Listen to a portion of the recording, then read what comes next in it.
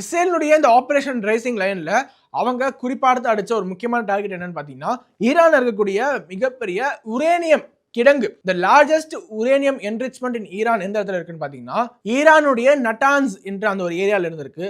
அதை நாங்க டார்கெட் பண்ணி அழிச்சிருக்கோம் என்று இஸ்ரேல் அதிகாரப்பூர்வமாக தங்களுடைய வலைதளங்கள்ல வெளியிட்டிருக்காங்க. உடனடியாக இறந்து போனவர்களுக்கு ஈரான் அஞ்சலி செலுத்துவதோடு அதே ஒரு வேகத்தோட யாரெல்லாம் இறந்து போனாங்களோ அவர்களுடைய இடத்தை நிரப்புவதற்காக இன்னொரு அதிகாரியை அதே பதவியில் நியமனம் செஞ்சிருக்காரு அந்த நாட்டினுடைய ஈரானுடைய சுப்ரீம் லீடர் அயத்துல்லா கெமனி அவர்கள். தன்னுடைய நாட்டு மக்களுக்கு ஒரு மெசேஜ் கொடுக்கும் விதமாக ஈரான்ல இருக்கக்கூடிய ஒரு முக்கியமான மாஸ்க் மசூதியில ரெட் பிளாக் ஏற்றிருக்காங்க. இது சிம்பாலிக்கா என்ன ரெப்ரசென்ட் பண்ணுதுன்னு பாத்தீங்கன்னா, நம்ம ரிவெஞ்ச் எடுக்க போறோம், திஸ் இஸ் ரிவெஞ்ச் டைம் என்று அந்த ஈரான் அரசு பொதுமக்களுக்கு உணர்த்துது. ஆனா ஈரான் ஒரு முக்கியமான பிரச்சனை என்னன்னா, ஈரானுக்கும் இஸ்ரேலுக்கும் உள்ள அடிப்படை வித்தியாசமே, இஸ்ரேல் இருக்கக்கூடிய பெரும்பாலான பொதுமக்கள் ஆல்மோஸ்ட் எவ்ரி ஒன் இஸ்ரேலுடைய அரசாங்கத்தோட தோளோடு தோல் என்று ஃபுல் சப்போர்ட் கொடுப்பாங்க. ஆனா ஈரான்ல உள்நாட்டு குழப்பம் பெரிய அளவில் இருக்கு.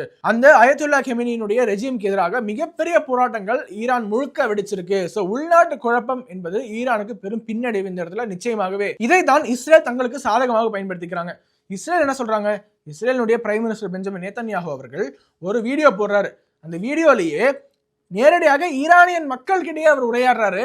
ஈரானிய மக்களே, எங்களுடைய பிரச்சனை உங்களுக்கு எதிரானது கிடையாது, உங்களுக்கு எதிரான போறது கிடையாது, உங்களுக்கும் எங்களுக்கும் பிரச்சனை கிடையாது. எங்களுடைய அந்த டார்கெட் என்பது அந்த ஆக்குபையிங் ஃபோர்ஸ், ஈரான்ல ஆக்குபையிங் ஒரு ரெஜிம் இருக்கு இல்லையா, அதற்கு எதிரான போராட்டம் தான் எங்களுடையது. அதனால நீங்கள் எங்களுக்கு சப்போர்ட் பண்ணணும். உங்களுக்கு இந்த ஒரு ஆட்சியிடமிருந்து நாங்கள் உங்களுக்கு விடுதலை பெற்றுக் கொடுப்போம். ஈரானுடைய விடுதலை என்பது கூடிய விரைவில் நாங்கள் சாத்தியப்படுத்துவோம் என்று ஈரானில் இருக்கக்கூடிய மக்களுடைய சப்போர்ட்டையும் கொஞ்சம் கொஞ்சமாக இஸ்ரேல் பக்கம் இழுக்க இஸ்ரேல் முயற்சி செஞ்சுக்கிட்டு இருக்கு. இந்தியர்களாகிய நாம என்ன டெசிஷன் எடுக்க வேண்டும் என்றால், ஈரான் பக்கமா இஸ்ரேல் பக்கமா? கண்டிப்பாக இந்தியாவின் பக்கம் என்று தான் சொல்ல வேண்டும். என்னப்பா சம்பந்தமே இல்லாமல் இருக்கு என்று கேட்டால், நமக்கு இஸ்ரேல் ஜெயிச்சாலும் சரி, ஈரான் ஜெயிச்சாலும் சரி, நமக்கு ஒரு பயனும் இருக்க போவது கிடையாது.